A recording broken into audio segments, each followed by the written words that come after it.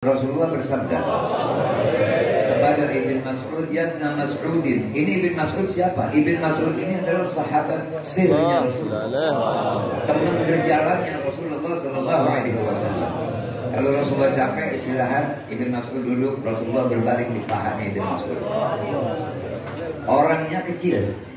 Kalau orang sekarang bilang cebol. Satu masa pernah ketika Nabi berada di rumah, para sahabat duduk di depan. Kemudian terdengar suara riuh sahabat. Kemudian Nabi keluar, kata Nabi, "Ma'adhakum, apa yang membuat kalian tertawa?" Kata sahabat, "Itu ya Rasulullah, Ibn Mas'ud sedang berusaha memetik kayu arok." Kayu arok ini kayu yang buat siwak. Cuma ini pohon arok, kalau lagi ketiup angin ke sini, ini kita ngomong pakai bahasa Bekasi aja ya. Jangan sok Melayu tinggi. Ujung-ujungnya salah ucap ditangkap. Ke kanan, diuber ke sana. Begitu baru memetik, lari lagi tuh angin kemari. Itu lari-larian Ibn Mas'ud. Ini yang membuat sahabat merasa lucu dan ketawa. Fahmarrat wajhul Nabi sallallahu alaihi wasallam. Nabi langsung marah.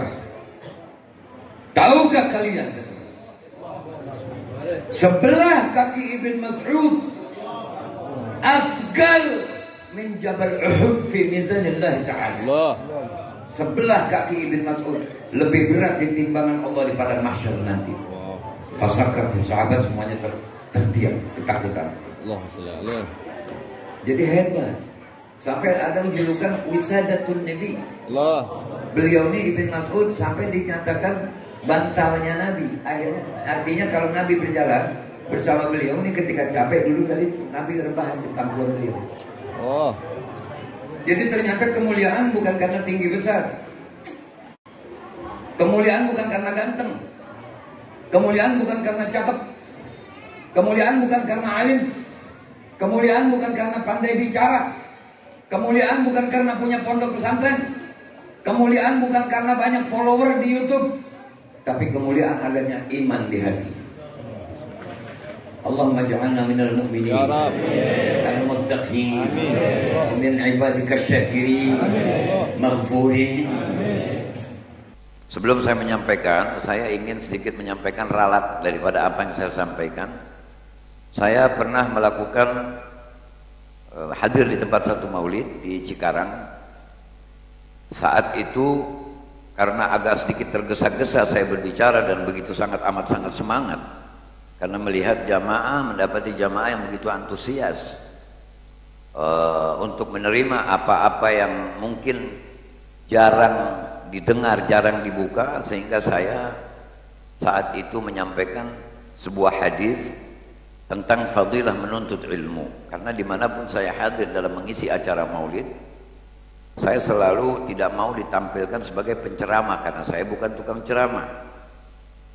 Dan pula saya berharap agar yang hadir mendapatkan fadilah dari Allah Subhanahu wa taala, sehingga orang-orang yang hadir saat itu, yang mendengar, yang memang niat hadir ke acara itu, mendapatkan fadilah sebagai penuntut ilmu. Nanti tinggal pertimbangannya dari Allah taala, pahalanya yang fulan bagaimana, terserah. Yang jelas orang yang hadir di situ dicatat sebagai penuntut ilmu. Saya membuka hadis yang ketika hadis tersebut disampaikan oleh Nabi Sallallahu Alaihi Wasallam kepada Sayyidina Abdullah bin Mas'ud. Juga saya sudah paparkan siapa itu Sayyidina Abdullah bin Mas'ud. Dibandingkan postur tubuh para sahabat yang lain, Ibn Mas'ud tidak seperti sahabat yang lain, tapi kemuliaannya di sisi Allah Rabbul Alamin amat sangat tinggi.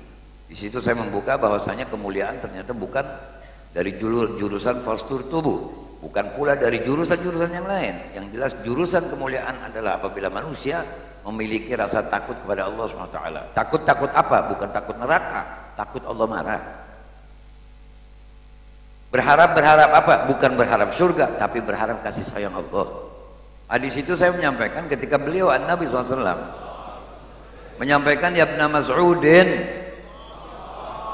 julusuka sa'atan fi majlisil ilmi la tamassu." Mestinya saya mengucapkan la tamassu, tapi saya tergesa-gesa saat itu. Saya mengatakan la taktubu qolaman. Mestinya la tamassu qolaman. Paham itu?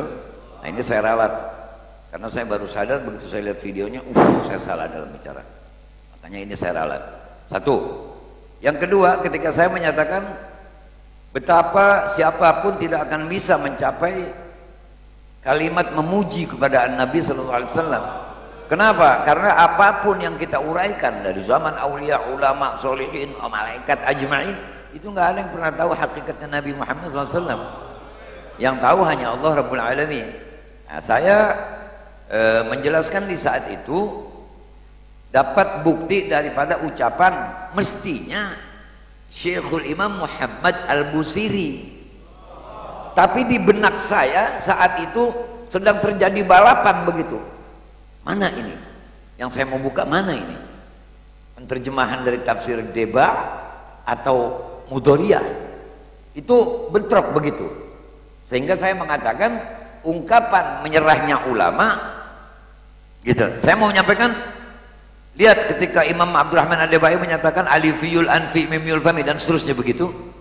Tapi yang saya buka ini berdulu-dulu gitu, waridat tuh duluan gitu. Ini kalau orang sudah semangat memuji Nabi SAW, ini mau percaya atau tidak terserah. Itu ilmu ridho kepada yang menyampaikan. Makanya gedim nih, duluin saya dalam menyampaikan, duluin saya gitu. Akhirnya saya membuka di situ kalimat fa inna fadla Rasulillah laisa lahu haddun fa yu'riba anhu natiqun bifami. Ini ucapan Imam Abdurrahman Ad-Debai. Apa ucapan Imam Muhammad Al-Busiri?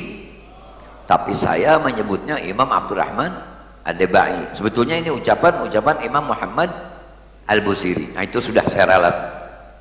Paham ya? Jadi harus konsekuen. Ketika kita ada keliru, kita nggak usah malu. Berbahaya mempertahankan untuk menjadi terlihat piawai, mumpuni. Tapi begitu ada salah nggak berani mengakui. Nah ini khilaf namanya. Kadang-kadang lidah kita ini suka mendahului gitu. Ya. Ada itu namanya apa bahasanya, istilahnya itu dalam istilah agama dikatakan gedimul lisan gitu. Maksudnya apa yang kita mau omongin malah yang keluar apaan gitu. Lidah tuh duluin begitu. Paham ya? Jadi saya meralat itu. Mestinya la tamassuq qalaman. Orang yang mengaji apa yang hadir di majelis ilmu walau tidak menyentuh pena, wala taktubu harfan, tidak menulis satu huruf pun, khairun laka min itqi alaf raqabah, lebih bagus daripada membebaskan 1000 budak.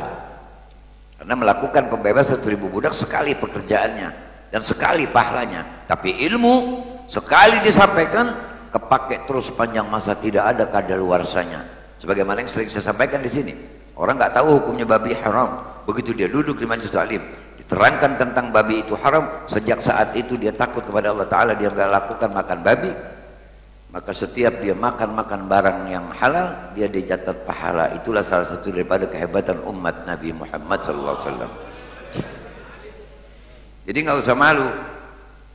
Ya, sedangkan jangankan kelas-kelas model kayak saya, orang yang sudah alim saja pun itu banyak digoda, banyak diganggu, bertubi-tubi datangnya gangguan, ya keuangan, masalah duit, keduniaan, jabatan, perempuan dan lain-lain sebagainya.